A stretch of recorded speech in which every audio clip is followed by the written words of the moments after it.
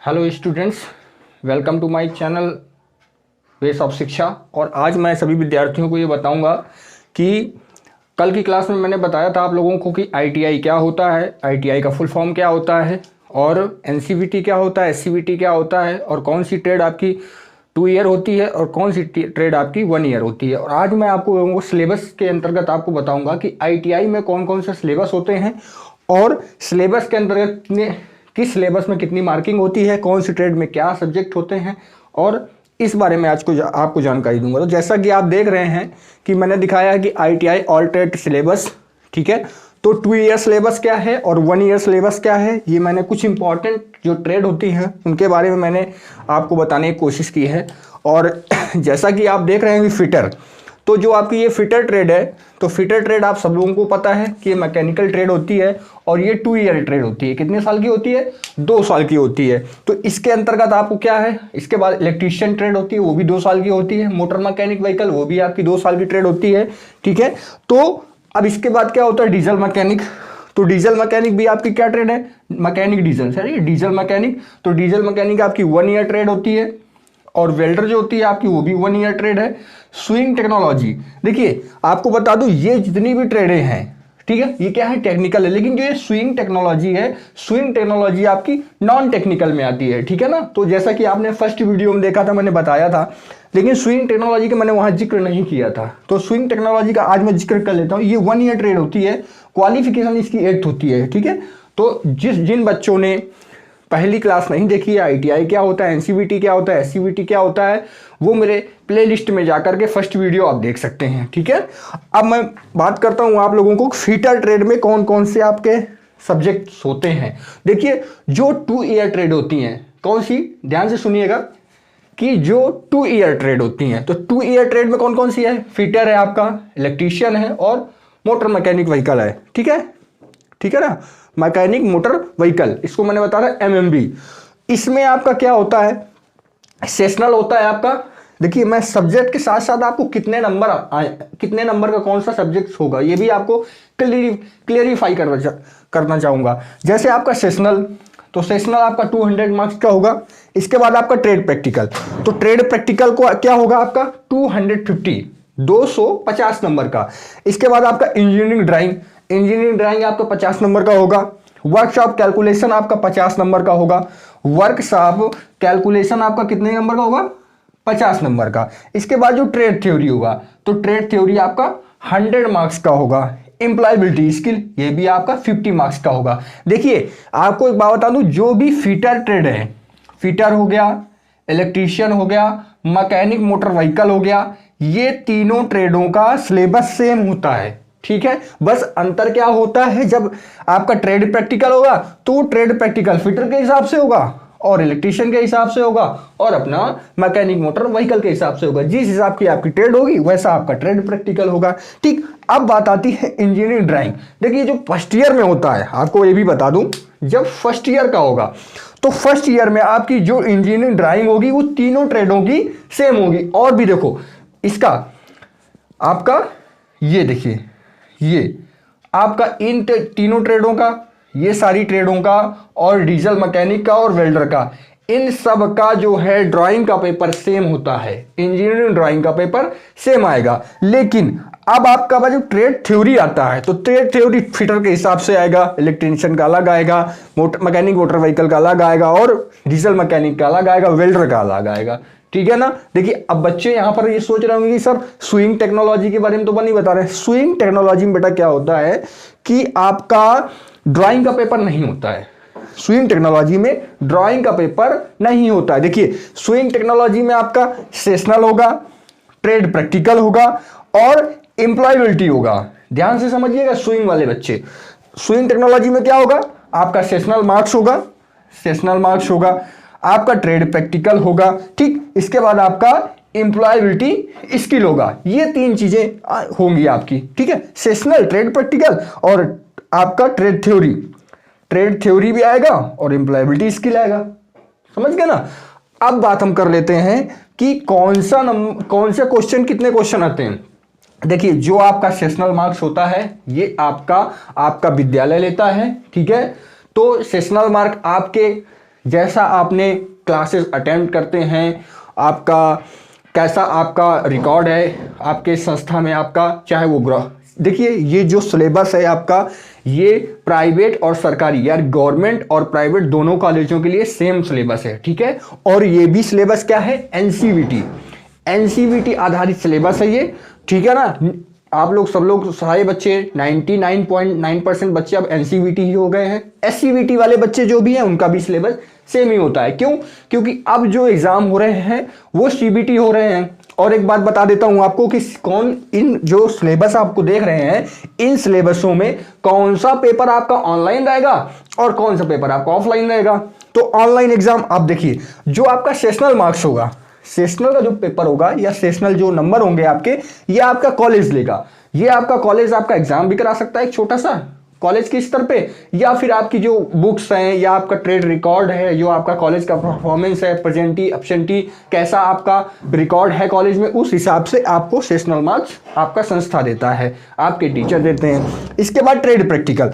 तो trade practical जो होता है वो अब क्या होता है कि स्वकेंद्रीय होता है, मतलब संस्था में ही ट्रेड प्रैक्टिकल होता है। देखिए ट्रेड प्रैक्टिकल में जो फिटर वाले होते हैं उनको प्रैक्टिकल लिखना होता है और फिर प्रैक्टिकल बनाना भी होता है, जिसको हम जॉब बोलते हैं, ठीक है ना।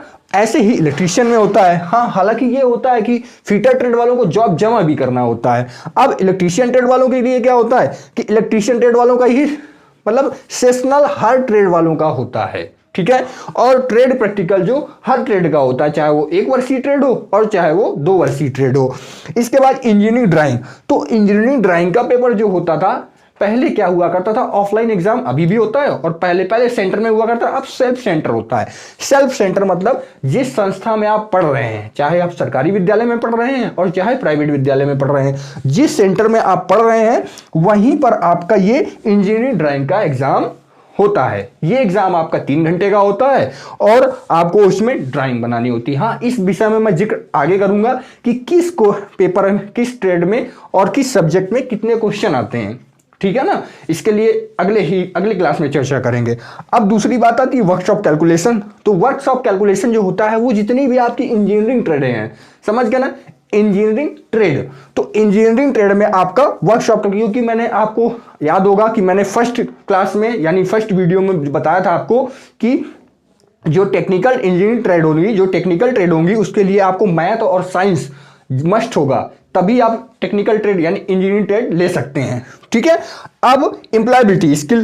देखो एम्प्लॉयबिलिटी स्किल आपका 50 मार्क्स है। जो ट्रेड थ्योरी होगा वो आपका 100 मार्क्स का आता है, चाहे वो फिटर हो, इलेक्ट्रीशियन हो, मोटर मैकेनिकल हो, वेल्डर हो, डीजल मैकेनिक हो, ठीक है ना, और स्विंग टेक्नोलॉजी हो। सभी बच्चों को आशा करता हूं कि ये जितना भी लिखा हुआ है मैंने, जो मैंने आपको समझाया है, motor mechanic vehicle, diesel mechanic, welder और स्विंग टेक्नोलॉजी, देखिए आप सब लोगों को पता होगा कि जो फिटर होता है, फिटर में आपको जॉब बनाना होता है, लिखना भी होता है, उसको सबमिट भी करना होता है, ठीक है ना।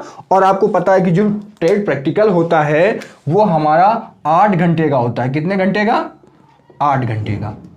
ये आपका 8 घंटे तक चलता है, चाहे वो फिटर का हो और चाहे वो इलेक्ट्रीशियन, चाहे वो फिटर हो चाहे इलेक्ट्रीशियन। 8 घंटे आपका प्रैक्टिकल टाइमिंग होता है। ड्यूरेशन ऑफ टाइम जो आपका एग्जाम है प्रैक्टिकल का वो 8 घंटे का होता है। देखिए 8 घंटे क्यों होते हैं? क्योंकि 8 घंटे में आपको प्रैक्टिकल लिखना भी होता है और 8 घंटे में उस प्रैक्टिकल जो दिया हुआ है उसको आपको बनाना भी है, ठीक है ना। इस वजह से ये आपका जो टाइमिंग होता है वो 8 घंटे का होता है। अब मैं बात करता हूं आपकी इंजीनियरिंग ड्राइंग की। तो इंजीनियरिंग ड्राइंग का जो एग्जाम होता है वो आपकी ड्राइंग शीट होती है। आगे चल के मैं ड्राइंग की क्लास भी बताऊंगा, शीट कैसी होती है, कैसे सॉल्व करते हैं पेपर को, कैसे हल करते हैं। तो जो ड्राइंग का पेपर होता है 50 मार्क्स का होता है, टाइमिंग होती है 3 घंटे की। 3 घंटे में आपको पूरा पेपर आपको सॉल्व करना होता है। वर्कशॉप कैलकुलेशन, देखिए पहले अब जो सीबीटी जिनका होगा, तो जो आप ये देख रहे हैं, आपने जो ये देखा है, क्या देखा है, ये 3 पेपर कौन कौन से, वर्कशॉप कैलकुलेशन, ट्रेड थ्योरी और एम्प्लॉयबिलिटी, इनका तीनों का क्या होगा, सीबीटी होगा, कंप्यूटर बेस्ड टेस्ट, ठीक है। सीबीटी का full form computer based test. इन तीनों का पहले ये भी तीनों पेपर ऑफलाइन हुआ करते थे, लेकिन अब डीजीटी ने क्या किया है कि इनको जो है ऑनलाइन मोड पे कर दिया है।